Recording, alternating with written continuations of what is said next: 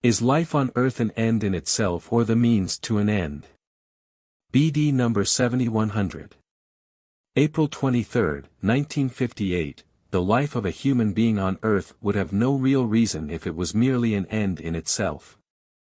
With other words, you humans would find it difficult to find a real reason for it because you can clearly see the vast differences between human destinies and would constantly question the purpose of a hard, sorrowful, miserable life. Yet you could find an immediate answer if you looked at life not as an end in itself but as the means to an end. If every person's fate were the same, if every human being's life consisted of harmony, no problems, pleasures and worldly happiness, hardly differing from other people's lives, then you could certainly believe that there is no deeper purpose to earthly life than that of life itself. But as soon as you seriously think about it, you will not be satisfied with this explanation. You will search for a deeper reason and will certainly find it, because it only requires a question on your part in order to give you an answer. And all human beings should ask themselves this question.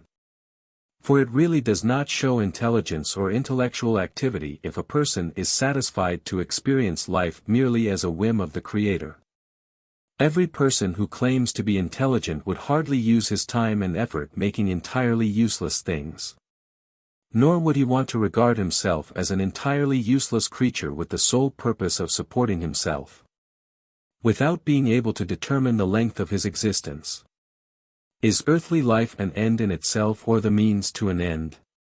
It could be very beneficial for someone lacking in faith to raise this question. You humans are by no means expected to have blind faith, for such blind faith is of no value. But you can use your intelligence, you can consider every aspect of what you are required to believe.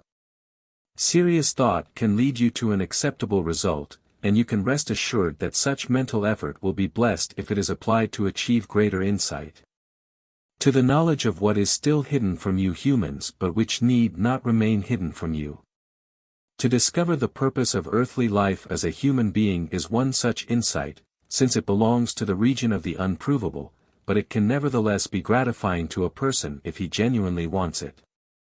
Because as soon as he realizes that human life is merely the means to an end, increasingly more questions will arise in him.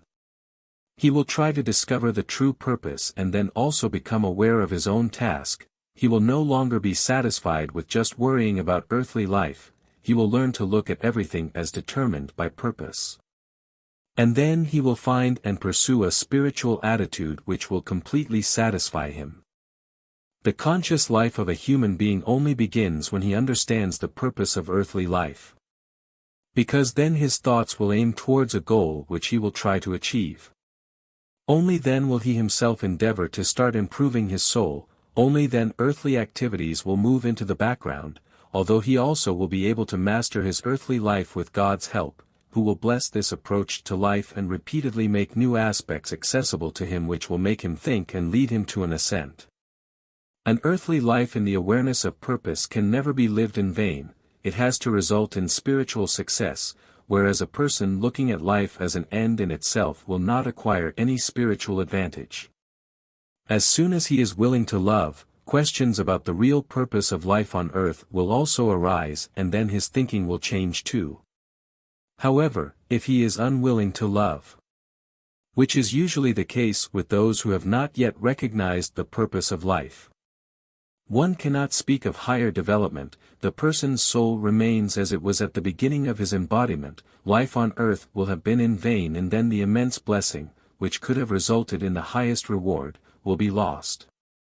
But every human being can come to the realization that he lives on earth for a purpose, because every human being has the ability to think, because he can weigh one thought against another and is therefore able to form his own opinion. And on serious reflection he would definitely come to that insight, because he can recognize a certain purpose of lawful order within the creation of nature which he would also have to apply to himself.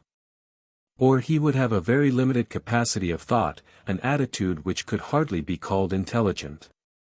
The human being can come to the realization that there is a purpose to earthly life, or he could not be held responsible for how he has used this earthly life.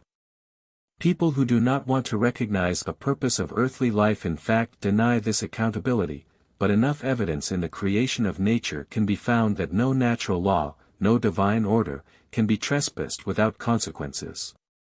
Thus the human being also has to accept a certain order for himself, he too has to feel part of this law of order. Thus he cannot arbitrarily shape his life without any responsibility towards God, who created everything, but he has to try to support the law of divine order. He has to acknowledge a lawgiver, and then he will also feel responsible to this lawgiver.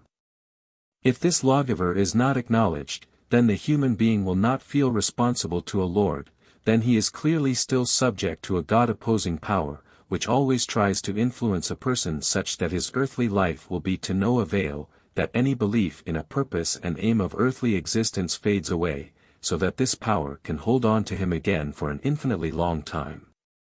Amen.